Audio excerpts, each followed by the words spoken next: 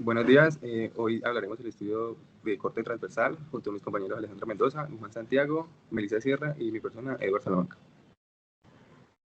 Entonces, ¿qué es el estudio de corte transversal? Es un tipo de investigación observacional que analiza datos de variables recopiladas en un periodo de tiempo sobre una población muestra o conjunto predefinido. En este punto encontramos dos tipos, tanto el descriptivo como el analítico. El descriptivo pues describe y sirve para evaluar la frecuencia y la distribución de un tema en estudio determinado de un grupo demográfico. Y el analítico pues se utiliza para investigar la asociación entre dos parámetros relacionados o no relacionados. ¿Cómo surgieron? Como una necesidad dentro de la investigación científica, especialmente en áreas como la epidemiología, la psicología y las ciencias sociales. Esto para generar una visión de un fenómeno en un momento específico de tiempo. Estos surgieron pues porque eran más económicos y así más rápidos y porque se verían como base para estudios más complejos. ¿Por qué se llama así? Porque se observa solo una parte, además atraviesa el tiempo de forma perpendicular, mirando lo que sucede justo en ese instante, en vez de seguir a las personas con el tiempo. ¿Y cómo se organizan los grupos? Por exposición o características, por presencia o ausencia de una condición, por niveles de una variable, que en este sí hay diferencia entre estos dos niveles, y por categorías sociodemográficas, que en qué grupo se ve más común el fenómeno.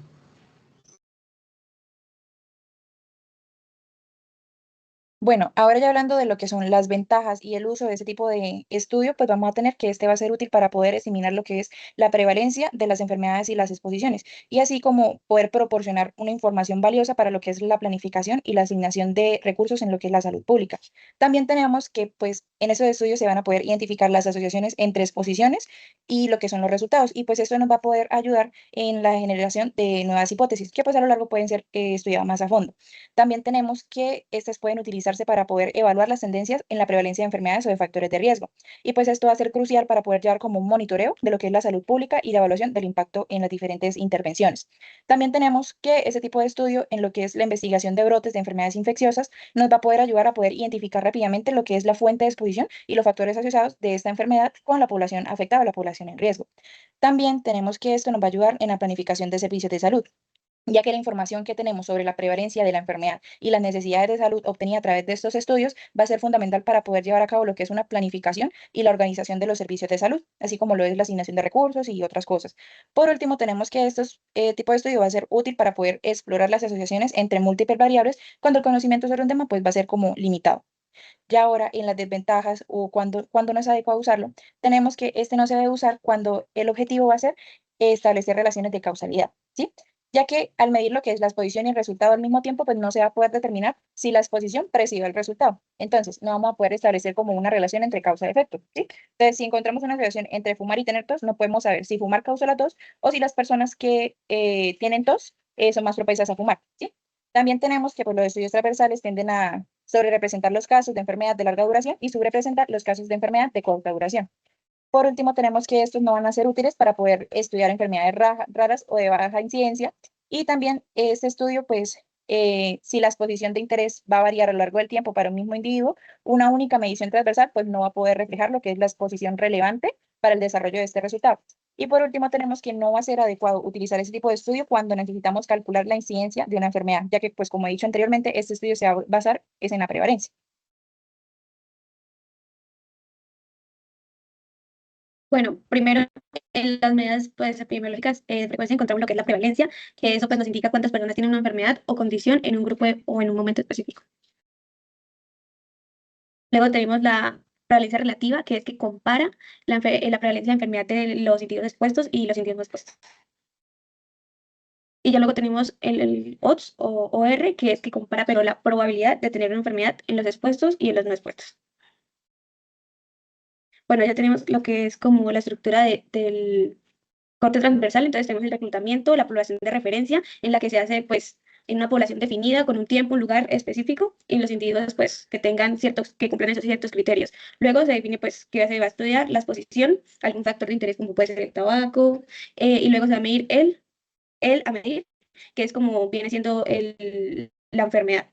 Entonces luego encontramos la muestra que debe ser sin él o con él, que pues con la enfermedad o sin la enfermedad, y ya luego encontramos lo que es los objetivos, que es determinar la prevalencia de un él, que sabe cuántas personas en la muestra presentan esa enfermedad.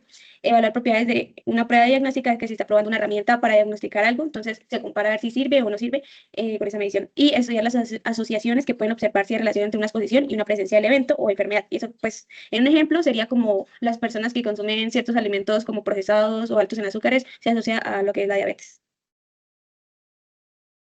Bueno, entonces tenemos los principales errores que encontramos en los estudios de corte transversal y también cómo evitarlos. Siguiente. Tenemos que los errores más frecuentes, ¿cierto?, en esos estudios transversales son los errores sistemáticos y los factores de confusión. Siguiente. En los errores sistemáticos vamos a encontrar el principal de ellos, vendría siendo el error de selección, el cual ocurre cuando la muestra seleccionada no es representativa de la población diana. ¿Qué quiere decir esto? Cuando, por ejemplo, cuando se toma una muestra, ¿cierto?, o sea, una cantidad de personas de una población, corremos el riesgo de que pues, esta muestra sea demasiado pequeña y por error se encuesten o se pregunte, ¿cierto?, a personas que no pertenecen a la población objetiva.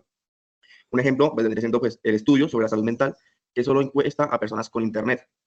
O sea, personas que no cumplen, o sea, personas que no tienen internet vendrían quedando afuera de este tipo de encuestas.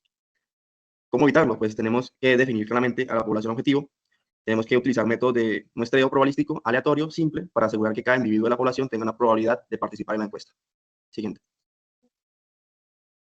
Tenemos el sesgo de memoria, en el cual pues, se da porque los participantes reportan incorrectamente exposiciones pasadas. Un ejemplo de esto vendría siendo durante la pandemia del COVID-19, que las personas olvidaban reportar las interacciones con personas extranjeras o personas posiblemente infectadas. Y pues, ¿cómo evitarlo? Debemos usar registros objetivos, ¿cierto? Como historias clínicas, biomarcadores o cualquier elemento escrito que nos indique, o limitar el periodo de tiempo preguntado. Por ejemplo, en los últimos 6 meses y así ir disminuyendo hasta que pues, el periodo de tiempo sea lo más corto posible. Siguiente. Luego tenemos el sesgo del observador. Este ocurre porque el conocimiento, las expectativas del observador sobre el estado de un participante influyen de manera sistemática y no intencionada en la forma en la que mide o evalúa. ¿Qué quiere decir esto? Básicamente, cuando el observador o el entrevistador tiene algún tipo de prejuicio sobre el individuo. Ejemplo de esto, pues entrevistadores sin entrenamiento, instrumentos no validados. ¿Cómo se evitan? Pues debemos estandarizar protocolos, ¿cierto? Mediante manuales de procedimiento, usar instrumentos calibrados y validados. Siguiente. Luego pues tenemos el sesgo de ambigüedad temporal, el cual se da cuando al observar una asociación entre dos variables en un punto específico en el tiempo no se puede determinar cuál ocurre primero. Un ejemplo de esto vendría siendo pues la asociación que hay entre la obesidad y el sedentarismo en un estudio transversal. Esto nos lleva a dos preguntas. ¿El sedentarismo lleva a la obesidad o la obesidad lleva a la persona a ser más sedentaria? ¿Cómo se evita? Pues debemos incluir preguntas sobre cronología, sobre, por ejemplo, cuándo iniciaron los síntomas. Siguiente. Y por último tenemos el factor de confusión, el cual ocurre cuando una tercera variable distorsiona la asociación entre exposición y resultado. Un ejemplo, tenemos pues el estudio, que un estudio transversal podría hallar que las personas que beben café tienen más cáncer de pulmón. Eso se debe a que fumar también es un fuerte factor y está asociado tanto al consumo de café como al cáncer. Entonces tenemos que el tabaquismo distorsiona la asociación real sin controlarlo. Entonces el café parecería aumentar el riesgo de cáncer, pero no es así. ¿Cómo se evita? Debemos identificar los posibles factores de confusión durante la fase de diseño de estudio basándose en el conocimiento existente. Gracias.